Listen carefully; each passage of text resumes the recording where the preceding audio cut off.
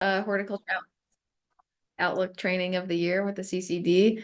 If you haven't been here with us before, which I think all of you have, or at least most of you, we do these 4 times a year, kind of different topics that we focus on each time. Today, we're talking about kind of the changing nature of CSAs. Hopefully this information is relevant and interesting. If you have any questions afterwards, please follow up with any of us. We'd love to chat with you about it. Just briefly, this is what we're going to do today. First, we're going to have the Kentucky Farm Share Coalition share a little bit about what they do. And then we're going to have an introduction to CSAs, looking at some of the opportunities and challenges. We're going to look at different CSA models that have been popping up here in the past couple of years, and then finishing off with some existing resources and organizations that can help you and growers you work with a little bit more. So first up, we have the Kentucky Farm Share Coalition. I'm going to stop sharing, Katie, so that you can share your slides. Sounds great, Emily. Let me get those going. Here we go. Can everyone see that? Do you see the what is CSA slide? Okay, great. Thanks, Camille. Yeah, hi, everybody. Welcome. Thanks for having me. I am the Organic Association Kentucky's CSA Program Manager. My name's Katie Harvey, and Oak helps coordinate a workplace CSA program called the Kentucky Farm Share Coalition. So I want to dive in a little bit with you all about that and the workplace program we coordinate. But I also just thought it would be good to kick it off with the definition of CSA, just so you guys know what we're talking about when we say that. You guys might already be very familiar with this. I see some CSA farmers on the call, but just always great to have a definition to kick it off. And you can learn a little bit more about how we share this with new employers, new members. So we always talk about CSA as a subscription, and the easiest way, the shortest way we found to describe it is just a subscription with a local farm. So the key kind of distinguishing factors of a CSA is you're signing up for it in advance. So you're making a commitment to the farm for a certain number of weeks to buy their product. And that product could be for vegetables, for eggs, for flowers, for meat. The Kentucky Farm Share Coalition focuses on produce. So makes it a really great fit to talk with you guys as Hort agents. So we focus on produce CSA. And we focus on 20 weeks of produce at the Kentucky Farm Share Coalition, but CSAs could be for any length of time, could be spring, summer, fall, could be, a larger main growing season share. And so for our workplace CSA program, we do focus on that main growing season, 20 plus weeks of vegetables from May through October. We are kind of exploring some ideas about how to offer maybe some discounts or vouchers on CSA in the fall months as well. And when we describe CSA, we really talk about the relationship between the farmer and the consumer. So what makes it different than the farmer's market is just that you get to subscribe the whole season. You get to learn a little bit more about that individual farm, and the farms in the Kentucky Farm Share Coalition all do a really good job of sending newsletters out, offering opportunities to visit the farm and really deepen the relationship.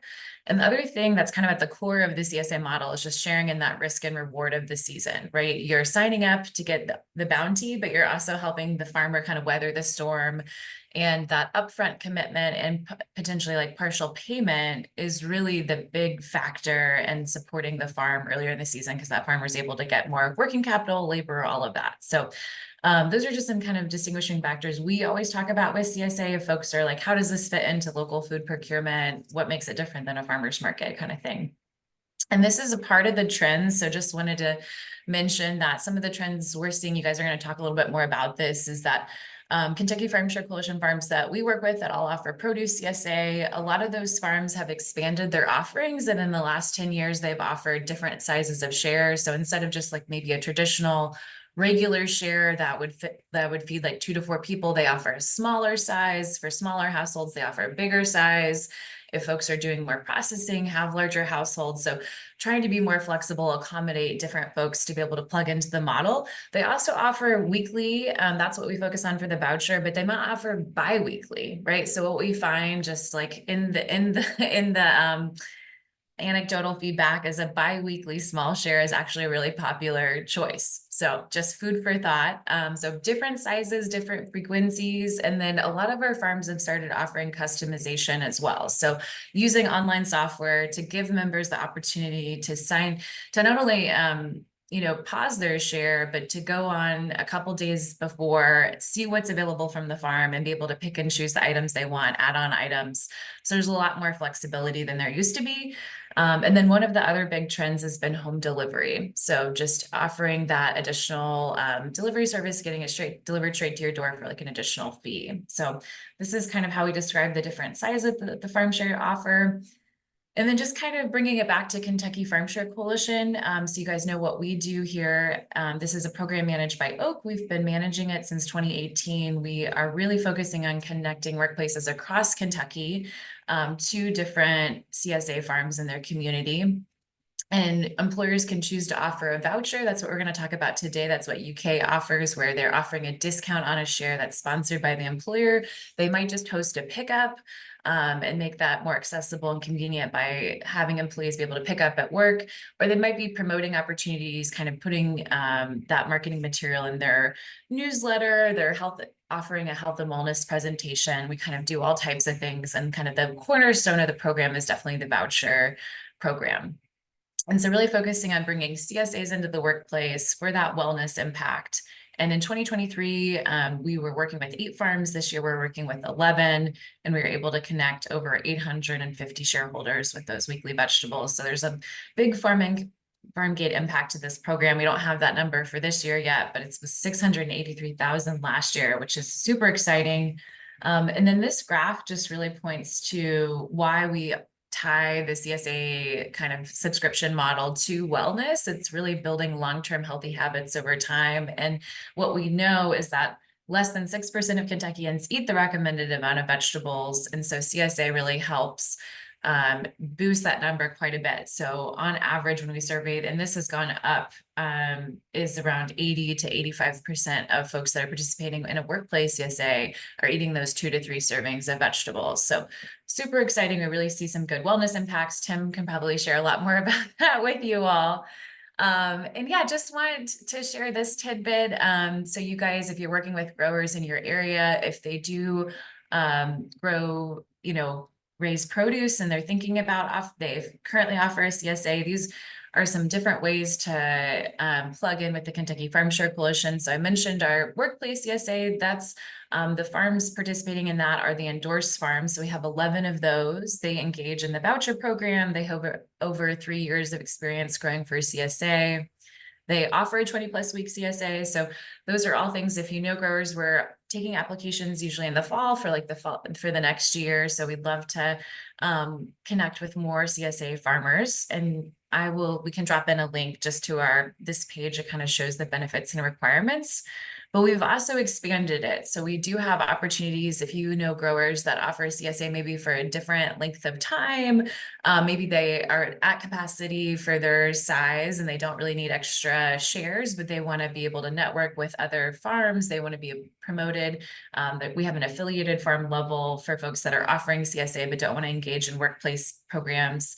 And then we do have a connected farm level. So those that are growing produce that are thinking about offering a CSA, they can get connected to the coalition too. So these applications will be coming out this March to join the coalition and to kind of build a little bit of that CSA momentum and get to network with other farms. So great opportunities for farmers in your network. We work with farms all across the state. And just wanted to share a little bit about the UK program in case this program's been offered at UK since 2015. They offer a $100 or $200 voucher towards a CSA share. The $100 goes towards a small, the $200 goes to a regular extra large. And that is a benefit that UK employees and retirees on a health plan can take advantage of. And it's happening right now. So just we'll drop in the program webpage to that too. If anyone's unfamiliar, would love to talk more about that with you guys. And they really have built upon this since 2015 and expanded it quite a bit. So over 800 employees each year take part in this. And they work with 13 farms. So 11 of the Kentucky Farm Share Coalition farms and 2 additional farms are participating in this program this year. Yeah, and just to kind of recap why, offer the CSA voucher program, why offer the style program. And these are a lot of the benefits we see with the CSA vouchers, improved health and wellness outcomes for the members. They're eating more vegetables. They might have lower blood pressure. That's something that Martha Biddle at UK College of Nursing has been researching, lower blood sugar, A1C, that kind of thing. So all types of benefits that make this a really good fit for wellness. So I'm just going to stop my screen share and just see if anyone has a question. Maybe you knew all the information, which is great. Love to hear that. Yeah, and Emily and Tim, if there's something that you wanted me to touch on, let me know. There's like a really loud noise outside my window. Sorry. Of course. No, thank you so much, Katie. That was awesome. If you wouldn't mind to drop your contact info in the chat too, in case people want to follow up with you, if that's all right. Yeah, that'd be great. I'll put my email in there and we've got a link to the program page and I'll put a link to this membership tiers too. So if you guys have questions and want to check in later, but if you know produce growers that might be able to take advantage of this, definitely send them our way.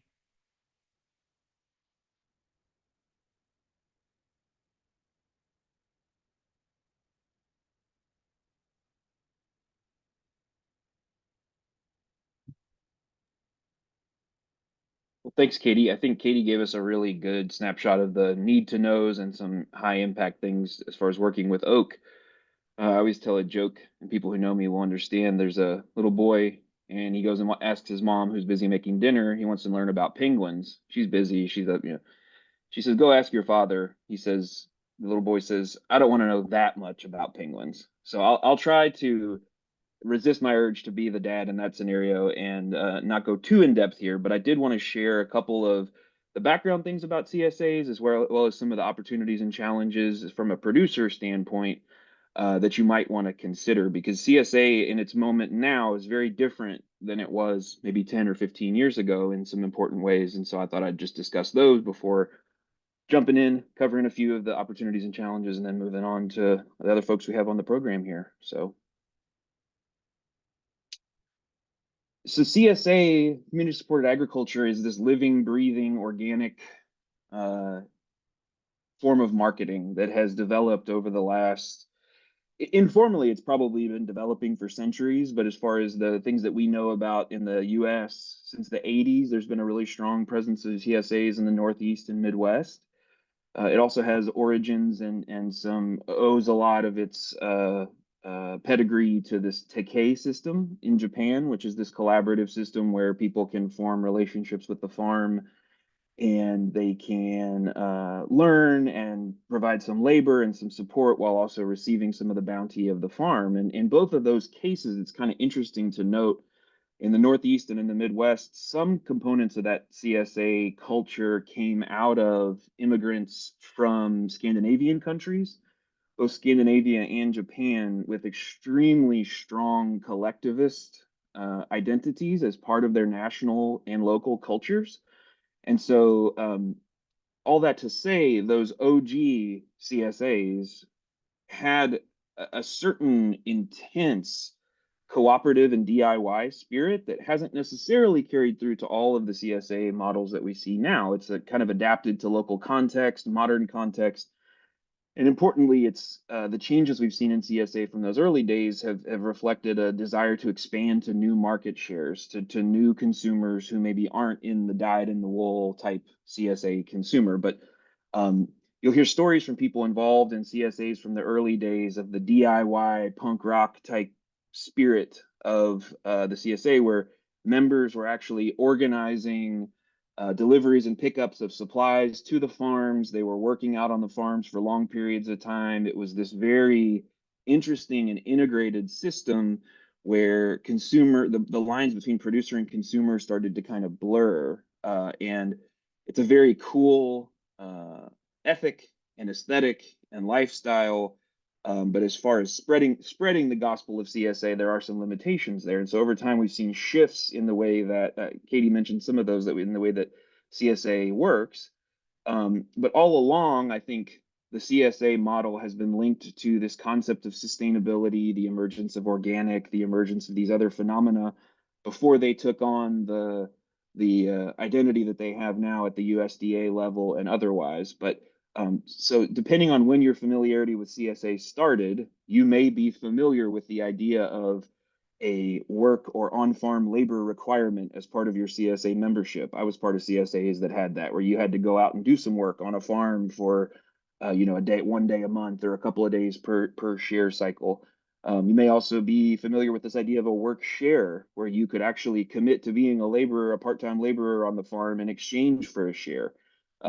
A lot of that, I think, has mostly been left in the past. There are some of those types of arrangements scattered throughout, but now we're seeing this transition more towards something exactly like what Katie, and as an expert on this, she would know, this subscription-based model, which is kind of the modern CSA. Also, depending on when you came into the CSA model, you may have thought of it as you invest your money in the farm, and then each week you get what the farm has. And sorry if you don't like fennel and you don't like kohlrabi, those are the things that are in the share. We've seen some shifts in that as well over time. I mentioned this not just to demonstrate how old I am, but also to let you know that if you're thinking of CSA as a kind of inflexible, really intense type of buying opportunity that only attracts a certain niche type of consumer, things have changed in that regard in a number of ways. CSA provides still a lot of opportunities for producers. The number one thing is you get the money up front. In many cases, you get it at that time of year when seed costs and fertilizer costs and equipment repair over the winter and all those other things come in. Allows you to have more cash flow at a time where cash is really, really important. Of course, there is still a sense of a shared risk and reward within CSA farms and CSA memberships, where the consumer gives the money to the farm then doles out produce if it's a great year, you get a lot. If it's a rough year, you get a little less. So there is a sense of shared risk and reward in that community supported angle. We do tend to see that there are some cases where you can establish long-term relationships with customers, which has all kinds of benefits, both monetarily and in terms of community and all those other fun things that we get into local food systems for. There's a whole wide variety of diversity in crops and products. So if you get bored with just a couple of crops, do a CSA, because you will never be bored again trying to manage that type of system.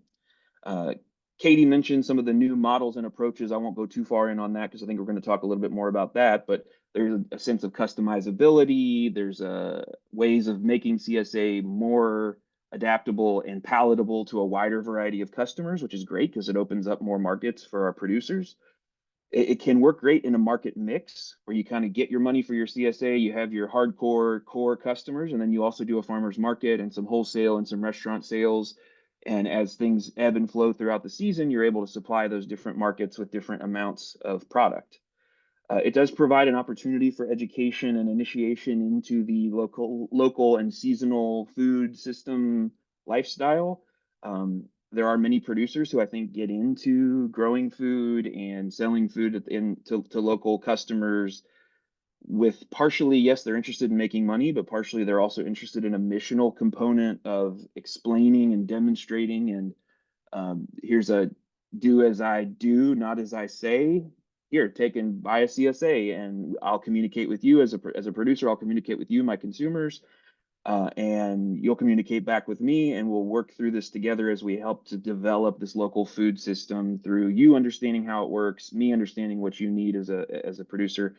So that's another component of the CSA, that it provides a real opportunity. And I'll also just mention, and I won't go too in depth on this because I think we'll talk about it later, but there has been this really inspiring wellspring of support that has risen up at the national and state levels for CSA, including the CSA Week, the CSA Innovation Network, the voucher programs, and a number of other things.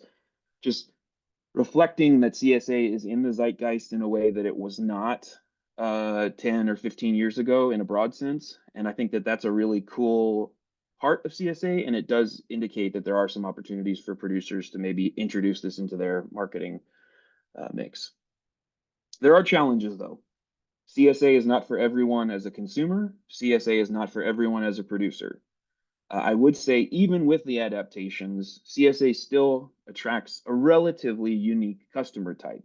Part of the work that Tim Woods and Jairus Rossi and others have done is to figure out ways to encourage CSA producers to make it to make it palatable and attractive to a broader range of customers. But I still think there is a very specific type of customer, and the challenges associated with that sometimes is just finding those people.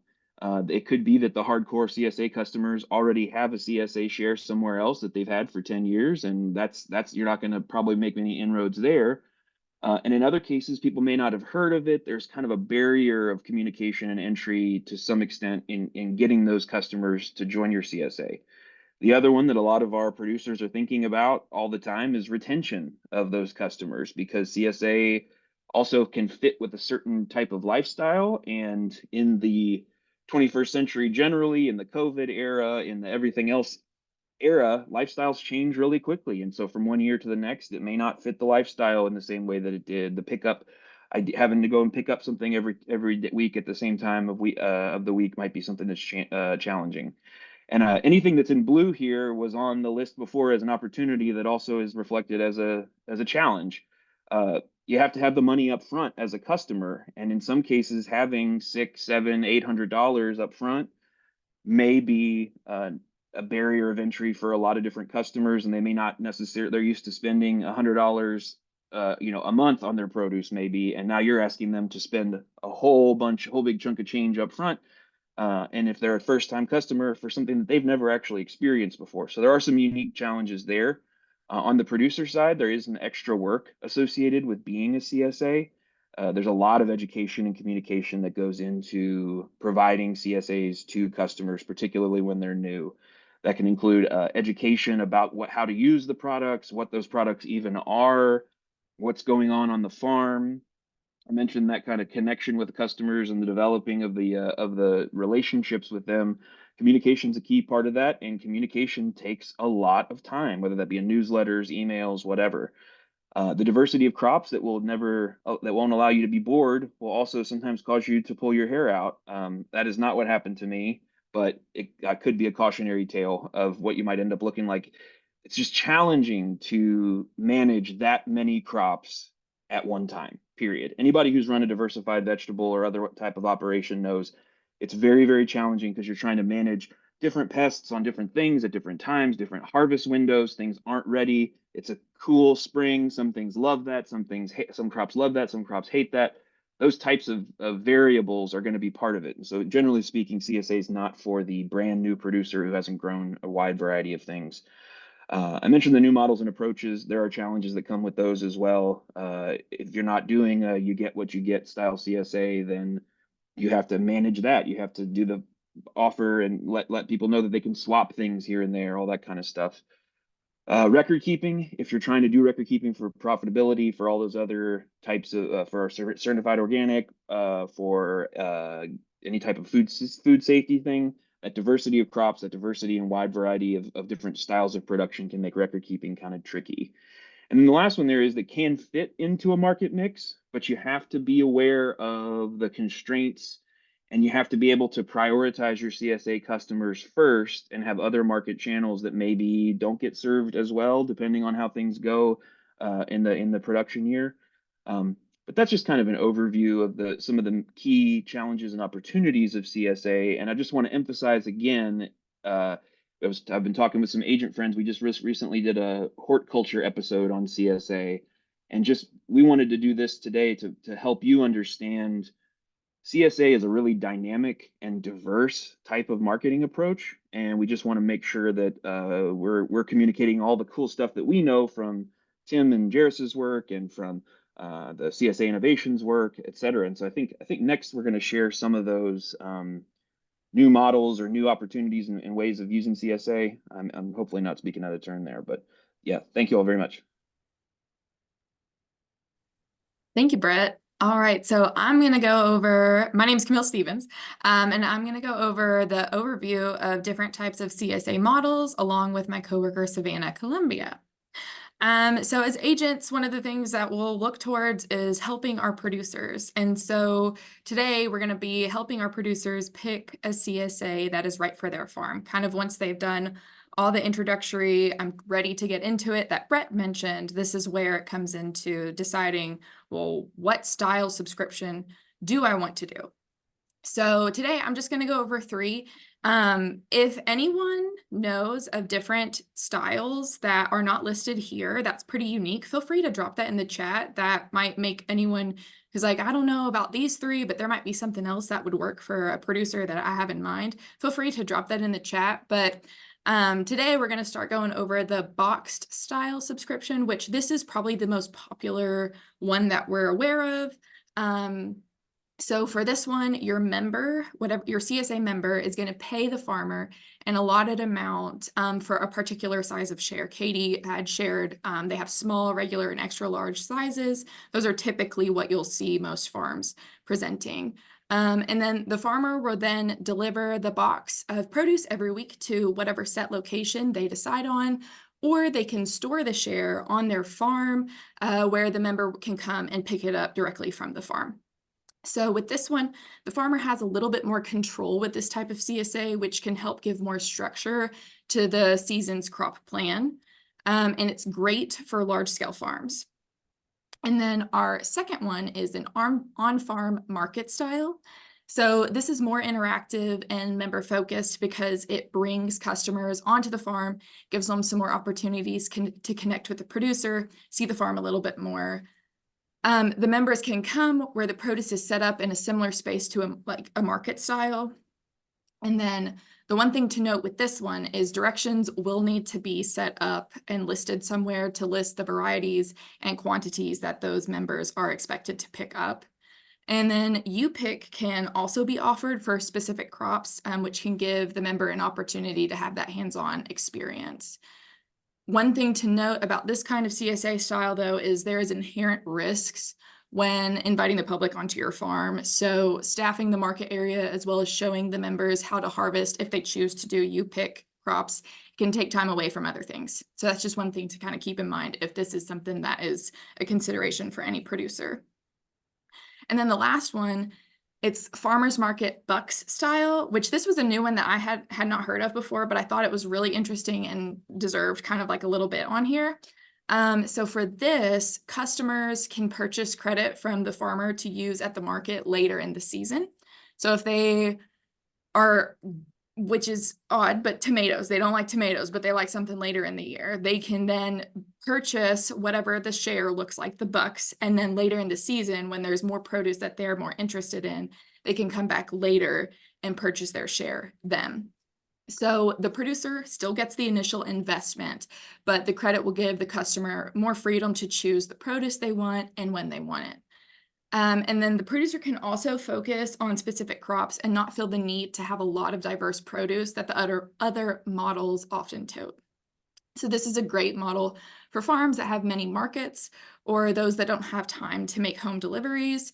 Also great for customers who travel or have inconsistent availability for share pickup. And then for this one con that was noted was what do the consumers do with unspent credits at the end of the season? So the goal is obviously for the customer to spend their bucks before the season is up, but you might tell your producers to consider allowing the credit to roll over or to offer a refund if the credit is not spent at the end of the season. So the producer would want to come up with this arrangement or agreement on what to do with the unspent credit upon sign up of the farmers market bucks.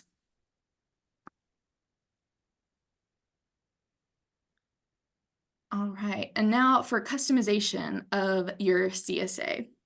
So the shares are usually planned with your core items with the options for preference items. I think Brett talked about kohlrabi, and that one might be for a producer to be considered a preference item. So your customer can decide, you know, here's my set things of tomatoes, lettuce, and beans, but then kohlrabi is a preference item that they can add on, but they have to meet a certain requirement. So that's one thing to consider is what do I want as my core items and what do I want to produce as my preference items? So the lists are usually posted before the boxes are made, which gives the members time to review and determine the preference items from a list of what is available. There needs to be a time frame established for those to allow customized shares. One, for the producer to be able to plan, okay, on Monday and Tuesday is when I take time to make my box. So that way I have Wednesday and Thursday for delivery. And then also to allow the member time to decide on what share or what produce that they want for their preference items.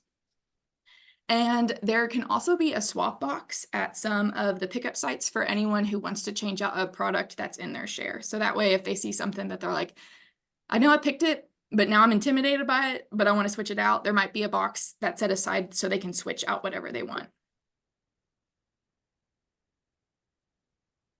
And then last that I'll go over is some delivery options. So this is something that really needs to be thought about, what the producer has time for.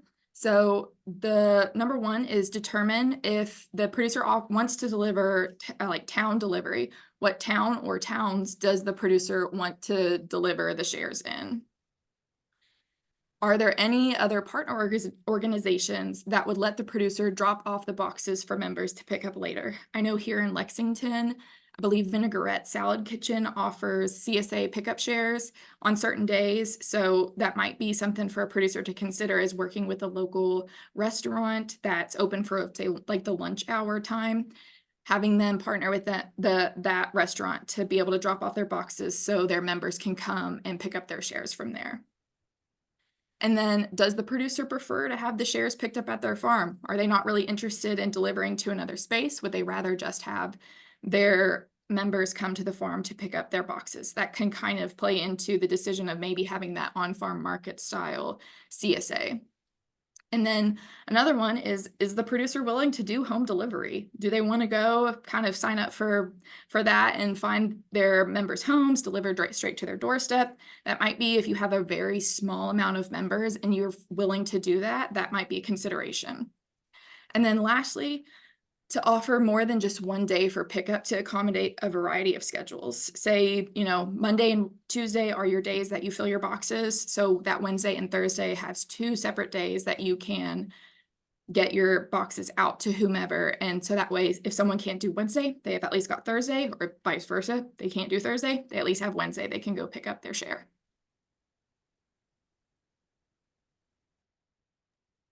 Yeah, great points, Camille.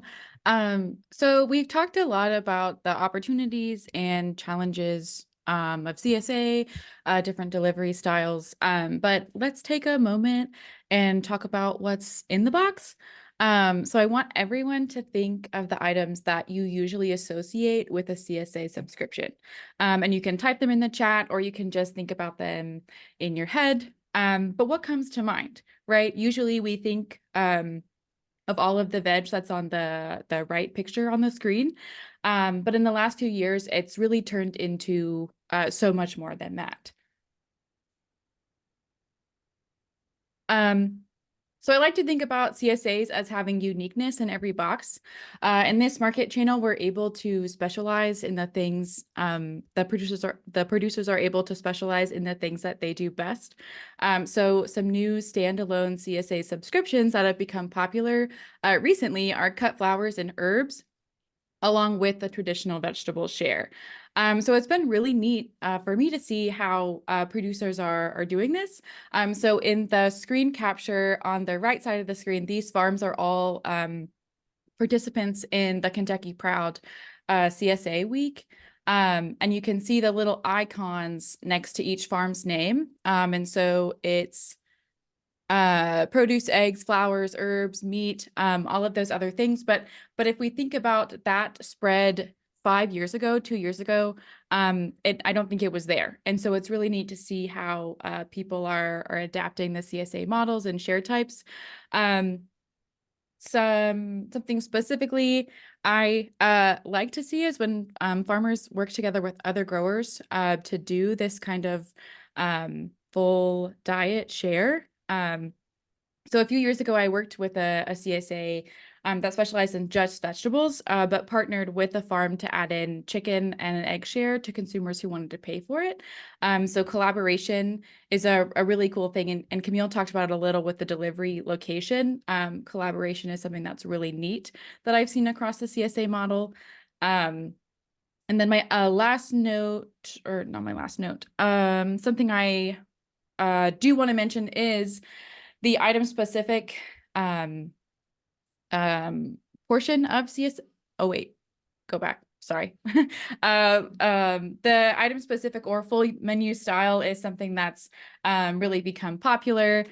We have farms that are just doing cut flowers, farms that are just doing meat shares, farms that are just doing the traditional vegetable style share. But then, as you can see in this image, farms that are doing much more than that to meet consumers who want to have the ability to get all of their grocery items locally in one box per week. So the idea of that has really risen recently. And then my last note on this slide is that most shares are customizable in size. So as Katie did talk about earlier, we have half shares, full shares, extra large shares that can really be tailored to the size of your household. So for me, I would definitely utilize a half share, but there are families with kids that would benefit from a full or extra large size share. So next we have season length, and I just included the seasonal produce guide to kind of show seasonality. But just like about everything else, we depend on the season. So there's a few points to be made here. CSA length varies on box type. So a lot of vegetable producers are going to opt for that full 22-week season share, while someone like a cut flower grower is commonly going to split the year up into spring, summer, fall, or roughly an 8-week split. Right, and this allows them time to turn things around for the next season or season split, and usually aligns with some other market mixes that they have going on, or if they're busy doing weddings in the summer, they can maybe a cut flower grower could prioritize a spring share and a fall share, but really have time to dedicate flower growing and stuff to weddings if that's how their market mix lays out. This is going to be based on your product or a grower's product availability, and will take some planning to make sure you have enough product. So that's always something we want to think about when thinking about our season in either 8-week splits or the 22 weeks. Something that I've seen recently, and it's kind of new, is the flexible start date. And I've seen this with some meat producers, right? So they'll have boxes that they do still consider CSA shares, where it's either a mix of meat cuts or the same meat cut, but they have flexible start dates with them. So I can go on and maybe I'm not ready to dive into my share now, but in a few weeks, if they still have that available, I can start whenever it's aligns with my needs as a consumer. So that's kind of been interesting to see. It does take some planning. They have to have meat in the freezer to stock that kind of style. But it's something that kind of adds a little more flexibility to the producer's end of things. And when they can have their product available. My last point on this slide, go back, sorry. My last point on this slide is that a grower season length needs to be based on their availability and their ability. So I kind of think about this in every market channel, but a consumer or a producer really needs to think about their market, their share, their season length, based on what they're able to do, right? So if a 22-week CSA is not in their capacity realm yet, then we should think about a shorter season, an 8-week season, maybe a flexible start date season. And if CSA farmers have to deliver the product that they promise to their consumer. So we always want to be realistic about our capacity, right? Because farming is supposed to be something we enjoy, not something that creates a lot of stress in our life. So being realistic about our ability, our availability, our capacity really is important when thinking about season length and just the CSA market channel in general.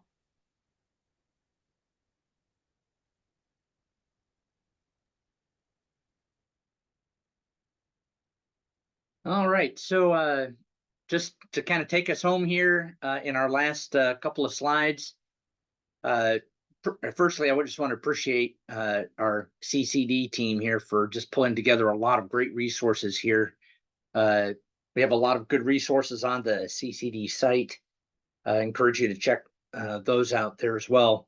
Just the last couple of things we want to toss out here, and then maybe if there's opportunity for a little back and forth or some questions you guys might have, would be happy to follow that. So I just want to talk about a few existing organizations. The first one I want to just mention with the Department of Ag.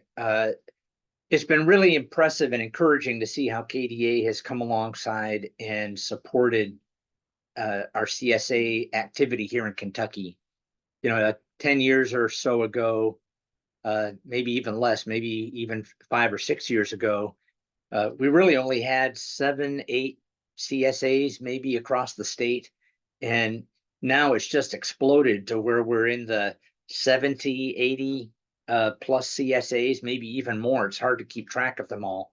But KDA has done a really, really nice job, especially in this CSA week, which is every year we try to see ways to support our CSA farms. And there's a national CSA week that's sort of a general promotion that goes out to consumers to encourage folks to sign up. And as you might expect with the CSA planning, getting an early start in this promotion, we're already into the promotion for the spring, and a lot of people have already signed up for their CSAs.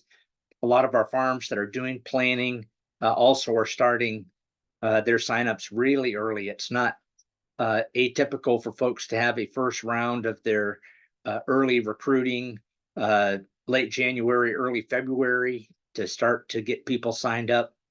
And lots of things we can talk about in terms of different approaches for promotion, but KDA has just done a super job, and encourage you to hop on their the Kentucky Proud site and just look at the resources and the ways that they've promoted our farms, particularly if you're looking at some of the CSAs that might be out in your region. The other thing I just want to mention, of course, we had Katie here, Dee, and the whole team there with the Kentucky Farm Share Coalition has just really done an amazing job supporting our CSA folks.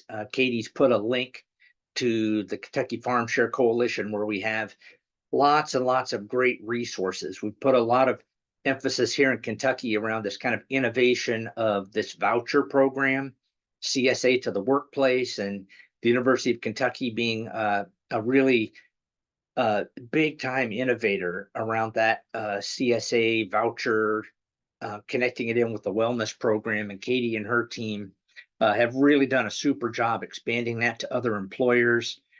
But there are lots of super resources that they maintain there, and both that are sort of consumer facing resources for new shareholders. One of the other things that we're seeing increasingly under consideration is how do we make CSA more accessible for low income consumers, and thinking about CSA and SNAP, and other kinds of ways to make some connections out there with our low income consumers for CSA are sort of new dimensions of value, new kinds of customers that our folks are trying to connect to. The other thing is, it's been sort of mentioned through here, we've done a lot of shareholder research, Kentucky food consumer research, awareness and performance of CSA research, values and impacts of these programs on customers. And Katie and her group have done a really nice job creating this repository there. One of my favorite things on that website is actually the top 10 reasons why an employer needs to consider adopting a CSA voucher program to complement their wellness initiative. So just encourage you, hop over on that site and see what some of those resources look like. The last one that I want to mention is really a national resource network. We've been part of a a group called the CSA Innovation Network that has been a really important networking partnership nationally. A lot of the ideas that we've picked up here in Kentucky, we, in our typical extension framework, beg, borrow, stolen from other places to adapt here. But lots of other networks and coalitions of CSA folks around the country that are doing some really great work in the CSA space. The CSA Innovation Network group has regular things called ideas labs, some nuts and bolts things about how do I start a CSA farm, a whole resource page that would encourage you to get on there and just put a bookmark there for if I need CSA resources, lots of great resources to look at there. So I guess with that, I guess we can maybe just close with a few other kind of free resources, some things you guys might want to bookmark or look to. We're happy to direct you to some of these things. More specifically, as you have information, lots of free resources, of course, that are available. We've got a Kentucky Facebook page around CSA and CSA resources. One that I really like is put out by my digital farmer, Corinna Bench. Provides some really nice podcasts, interviews, resources with CSA farm. She's a CSA farmer herself up in Ohio. In terms of the social media support around the CSA, which is hugely important. Corinna and Mike Kilpatrick, who's also listed there, they've got free resources, but they also have more hands-on, fee-based kind of business development resources that they have there as well.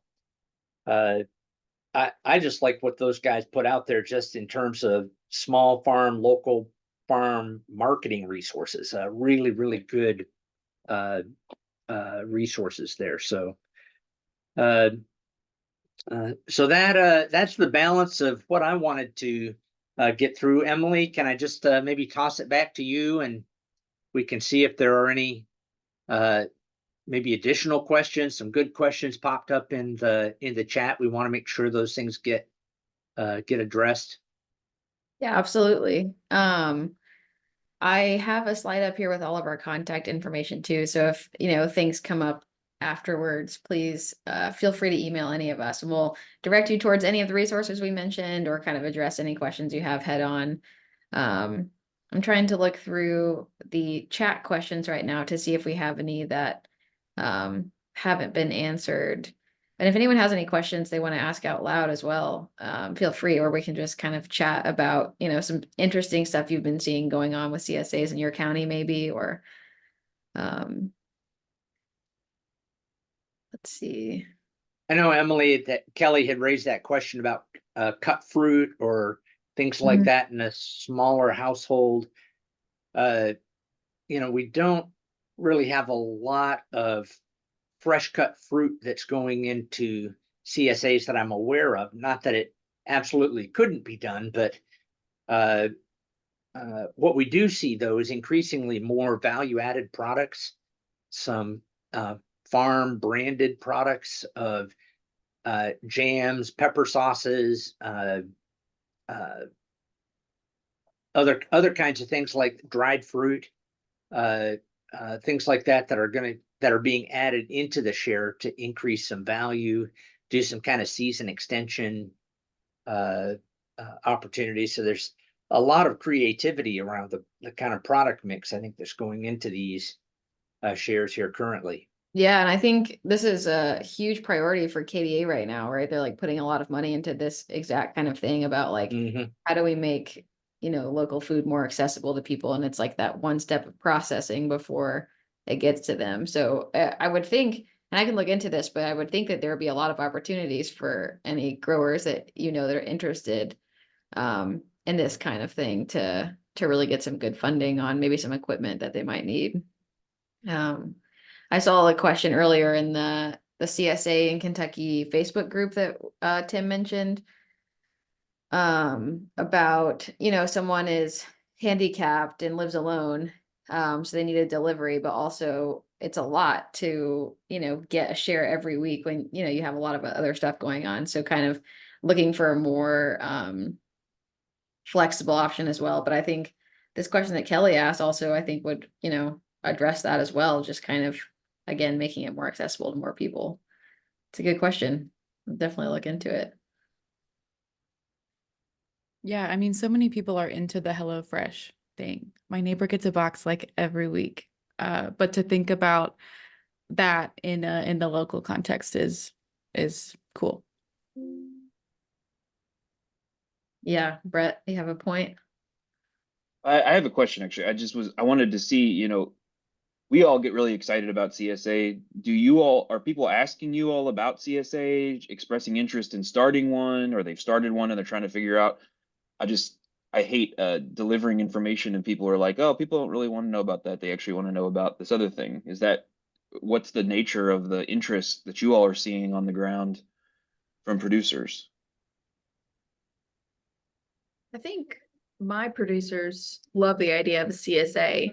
They struggle with, surprise, surprise, the marketing of it. And how, what's the magic? We all want the magic number, but like how to continually stay in contact with them, what's too much, what's not enough, like there's a lot, just listening to various podcasts that I listen to and things like that. They're saying like a weekly email to stay in contact. Well, that's a lot. Like if you're managing your growing operation, you're packaging everything up, a lot of our CSAs are starting out and they're small, so they don't have a ton of employees to be helping with that. So who's doing a weekly email is a lot to ask, I think. I mean, I barely get a newsletter out sometimes, and that's my job. But so what is that number? Is weekly like absolutely necessary, or can you get away with a monthly or every 2 weeks? And I think, if you mix in social media, and I really see them struggling with marketing because there's people out there who can afford a CSA, at least in my area. I have Center College. So my people can afford a CSA. They want to support local. They have a hard time finding those CSAs because the CSA does not market themselves well because they busy. So I just didn't know if I know you all do a lot with the marketing and help with that a lot, but like, how do we make it easier for these farmers who just want to play it, like have their hands in the dirt to get out? And what is that like magic number there? Yeah, I think that is such a good point. Like, I know something that I've heard Corinna Bench talk about a lot is kind of like maybe in between a newsletter every week and a social media post. It's like a Facebook group, which not everyone is on Facebook, of course, but like it would be in my mind, it would be a nice space where your customers can just ask you direct questions and they can kind of float ideas to each other too, just kind of addressing that like weekly piece. But as far as like the, putting it out there initially, to get people to know that you're offering this. I mean, this is, last week was Kentucky Proud CSA week, and part of our organizer duties was going through all of the posts on the CSA in Kentucky Facebook page. And that was like the predominant thing was like, I'm in Clark County. Do I have any CSAs in my county? And even as someone who's organizing this, I'm like, I have no idea. And it's like, it's actually really hard to find, so I'm not gonna put Josh on the spot here, but it seems like a good map opportunity. But yeah, I don't really have a clear answer to that, but it is a really, really good point, and like could be a good opportunity for some resource development for sure. I think another thing to consider with that too is like, what is the extent of the weekly communication? Because sometimes people tend to want to have it be this, 10-page manifesto each week that provides some inspiration, but really just a sort of a check-in. Not necessarily that you're friends with the people that you have your shares, but it's just a quick little check-in to say this is what's going on this week. Here's a couple of links and a couple of pictures, and being realistic about a frequent, short, very lo-fi communication could be something that would work better than trying to do a little mini newsletter that's super polished. That's just one thought. Would not to create like more work, and if I can be helpful in this, I would, but would it be helpful. I could see my CSA farmers really benefiting by like a few little examples that they could use in for their MailChimp or for, you know, their work, whatever, however they send it, but like little templates, and sure they're not going to maybe use that every time, but like there are some growers who are just really lack that creative, you know, jive. And when it's Friday and you're like, crap, I haven't sent out that email, like it would be nice for them to be able to pull it and plug and chug some stuff. I don't know if that would be something that, you know, someone could maybe help with, or I would be willing to help with that as well, but just a thought. Yeah, I think that's a great point. Yeah, definitely something we could put together for sure. Thank you for that suggestion. You know, I would just add on the kind of the marketing angle of this. CSA is very intentionally and intensively relational. When people sign up for a CSA, it's this is my farmer. And even if they're not out at the farm, everything that the farmer can do to help cultivate that relationship, if there are ways to get people out to the farm. I know Elmwood Stock Farm, it's been a long-standing, one of our oldest CSAs that we've got here. One of the things that has really helped them in recent seasons is starting a UPIC at the farm and encouraging people to come out to Georgetown specifically, visit the farm, pick some product, and that experience dimension of connection is just so valuable in cultivating that kind of relationship. And so I know the social media stuff is extra work, and you know there are things you can do kind of pre-planning posts and you know before the season starts. You know, I think that's a big thing that Corinna Bench and some of her group does. And I think there are certainly some things we can do in extension to help you know, provide resources, information. The Kentucky Farm Share Coalition has a lot of great kind of grab and go stuff that you can drop in. You know, we at UK, we do a lot of things to try to help connect people to videos on recipes and demonstrations. And you know, the Kentucky Hort Council and Bethany Prokolka Cox has done a lot of great stuff with that sort of work too. You know, the CSA is just full disclosure. You need to be prepared as you're going into that kind of marketing model that it's going to be relational intensive.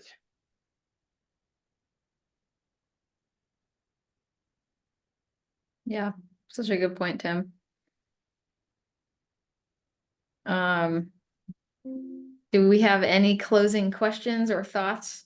We're also open to feedback about what you would like the next training and update to be about. You know, we have like thematic elements that we want to cover, but if there's something that keeps coming up for you all, like please send us an email or mention it now. You know, something that I know this is not, next one's not till June, but something, you know, something that would be really helpful for you all. Please don't hesitate to reach out and we can put it together.